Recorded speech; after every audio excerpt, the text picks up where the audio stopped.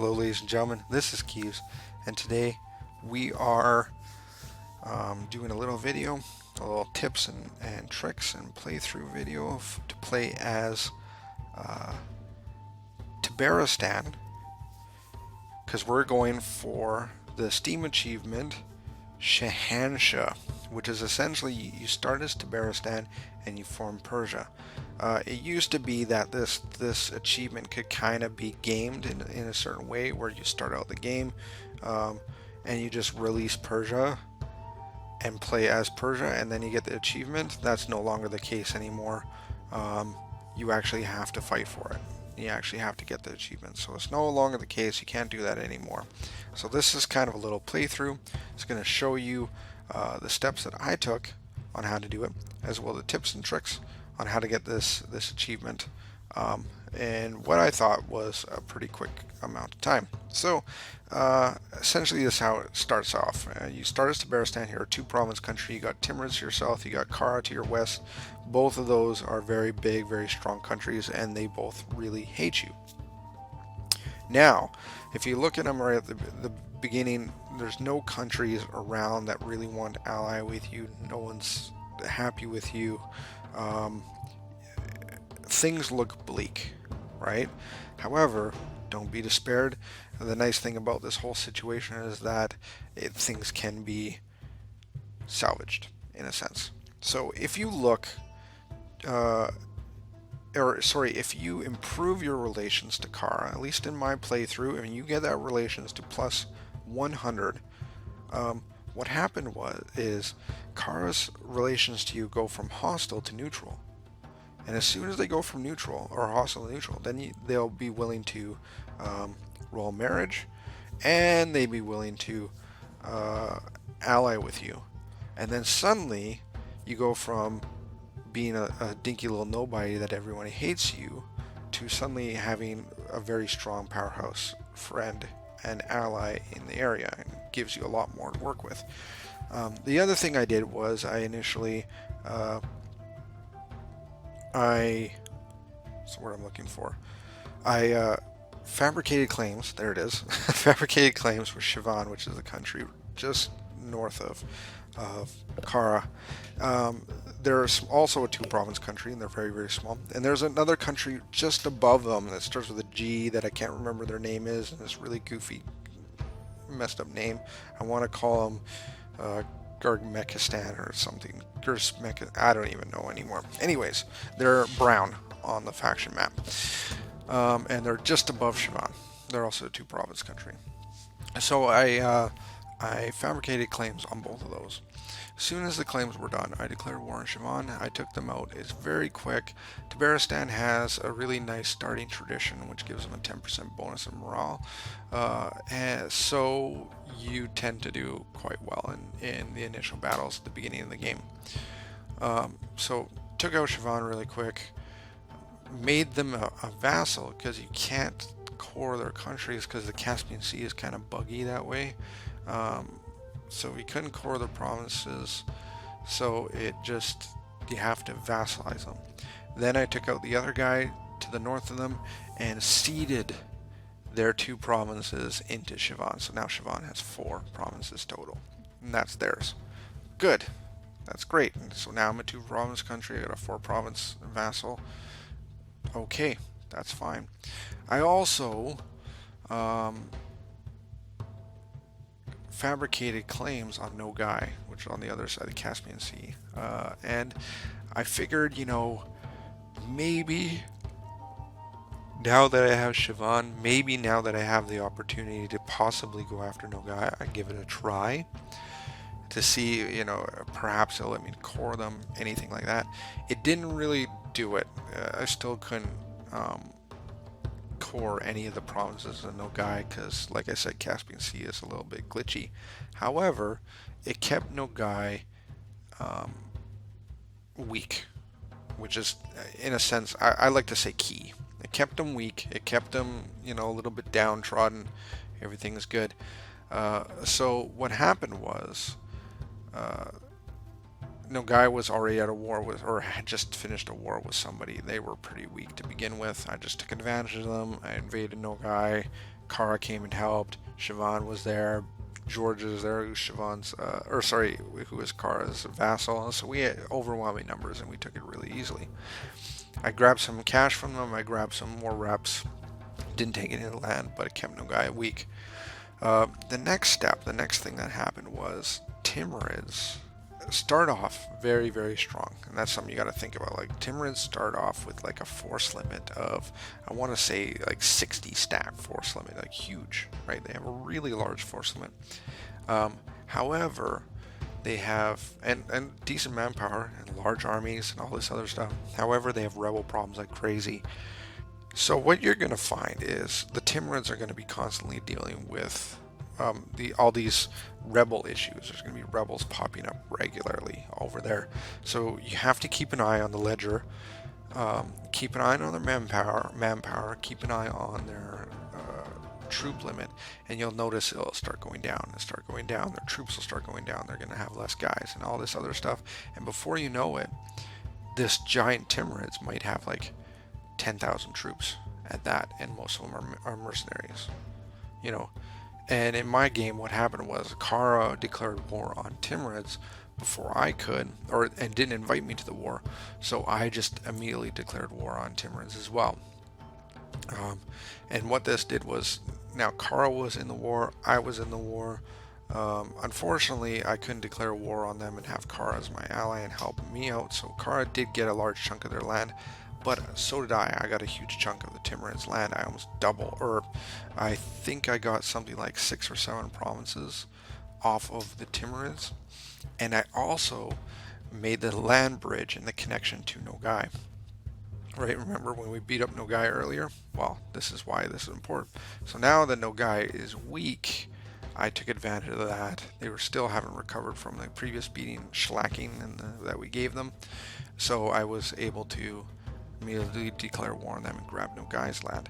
So now, over the course of several months, Tabarastan went from being, a 2-province semi-weak country into having maybe 20 provinces and doubling my force limit. Still not really a powerhouse in the area yet. However, I can kind of stand on my own a little bit more. That's when you kind of, have this ability, once you get to that time, you have this ability to sit back a little bit. You don't have to rush as much. You still have to be able to jump on any kind of situation that might present itself.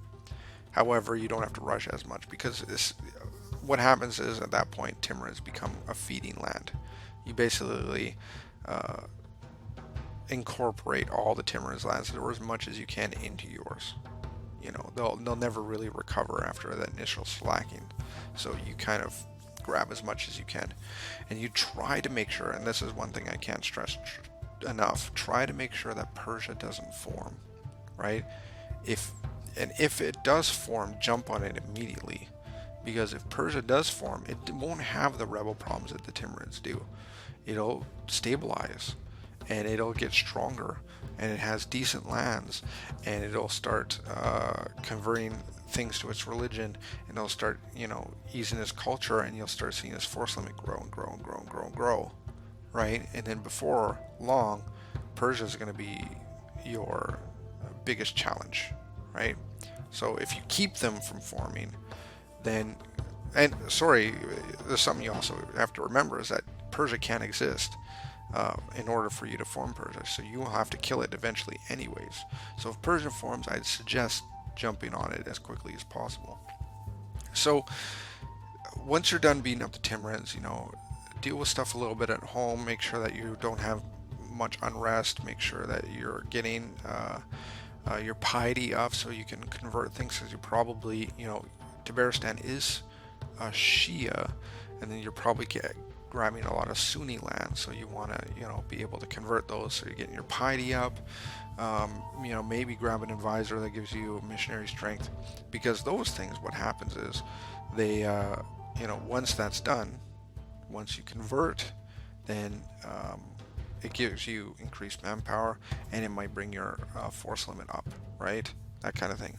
Also, keep an eye on cultural conversions. Cultural conversions are nice, right? Also has the ability to possibly bring your manpower um, and your force limit up. Um, Other than that, I think what happened next is that, the truce came again. The truce was done, and we invaded Timurids again, grabbing even more land from them. And then what happened was Kara. Well, I noticed that Kara was owned the only provinces left that I needed to form Persia. So I had all I needed from the Timurids in order to form Persia. Kara had the rest. Now, Kara was still quite a bit stronger than me at the time. However, what happened was the Uzbek was their only ally, and Uzbek suddenly went into war with Muscovy. And as soon as they went into a war with Muscovy, Kara's troops started wandering up north, and then they got just beat to shit by the Muscovy forces. So they got punched around and beat up pretty badly.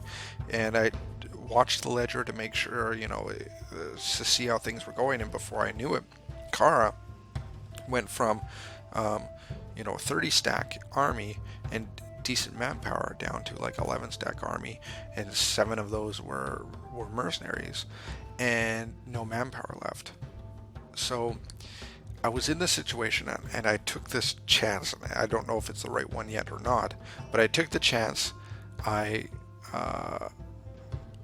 What my reasoning was for this was, no, I'll tell you what I did first. I broke the alliance with Kara.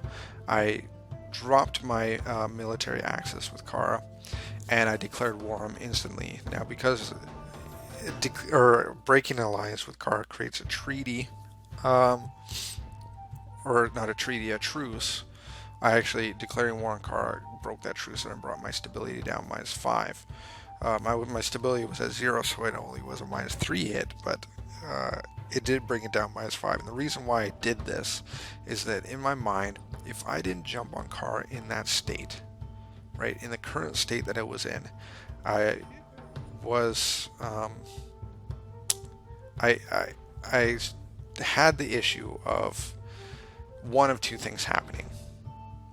So one of two things could have happened at that point. Either A, it would have taken me 50 years to be able to find a opportunity like that again, or two, Ottomans would start hitting Kara and take the key provinces that I need in order to form Persia.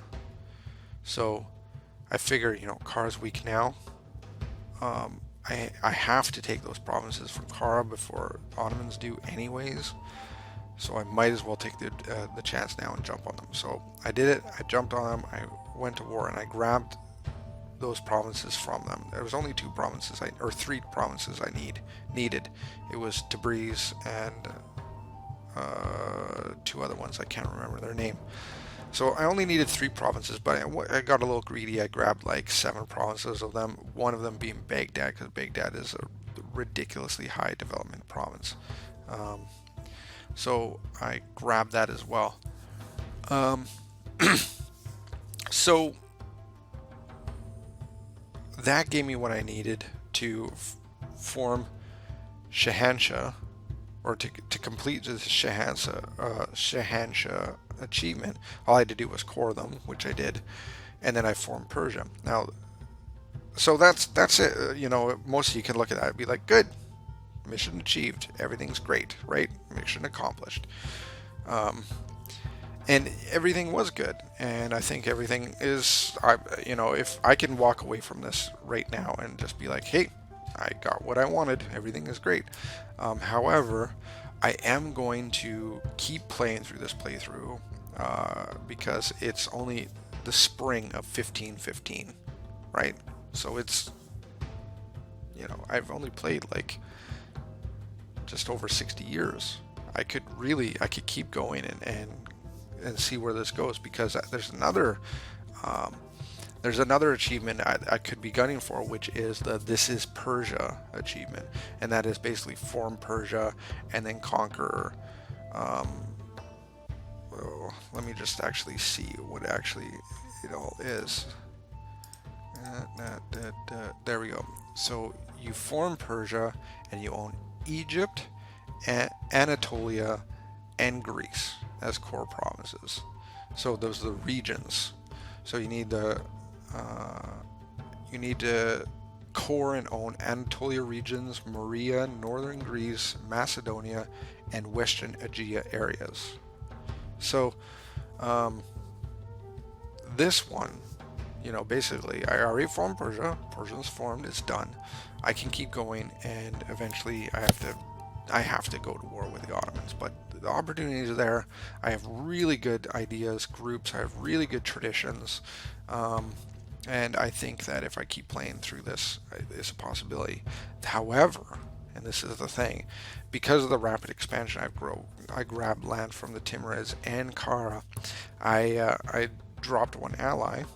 Right, Kara is no longer my ally. I did gain Muscovy as ally, which is really nice. And but a coalition formed against me. So I have Timurids, Baluchistan, and Ottomans, and Hassa, I think is the other one, as a coalition against me. This could prove to be very, very bad. So now I'm kind of rushing to get a bunch of allies to join my side, to keep this coalition from kind of punching me in the face. So who knows, maybe in a couple days, maybe in a week or whatever, I might actually get this. I'm not really sure how long it's going to take me, but it's possible I might actually have another video showing you my progress on getting This is Persia. But in the meantime, this is the tips and tricks and the steps I took in order to get Shahanshah. So I hope you really enjoyed that so far. I think if there's anything I could take away from this, that I could say overall, I suggest that you need to do, make sure that you make Kara your friend. Right? Make sure you make Kara your friend. That's kind of the key, because if you don't make Kara your friend, Kara's just going to stomp you. It's one of the two, right? One or the other. Either you make her a friend, or they're gonna run you into the ground. Second thing is, be willing to take advantage of countries' poor, I guess, situations, right? Be a risk taker, be advantageous. If a country or a faction or whatever is in a poor state, or it made a poor mistake or something like that, or you find you can capitalize on the situation, take the risk immediately. Don't really think about it, just do it. Because it could be, you might be looking at another 30 years, another 40 years, another 50 years before you see an opportunity like that again. And then I also suggest making sure that you don't waste too much of your manpower. You can kind of go the mercenary route with playing Tabarastan, but even at my current stage right now, my force limit is higher than my manpower reserves. Now, I don't have the common sense expansion, so I don't have the ability to up to my development on certain things, on provinces, but still, regardless, I do suggest, don't waste your manpower too much, because you don't really have a whole lot of it. But other than that, I think that's really the ones to really gleam off this playthrough. I hope you really enjoyed it. If you do like it, hit the like button. If you like any or all my videos, you want to see a little more of this content, hit subscribe. And if you have any ideas on maybe how to make this achievement even better, or any tips or tricks on how to do this better, if you just want to say hi, put it in the comment section below. But until next time, Keeves out.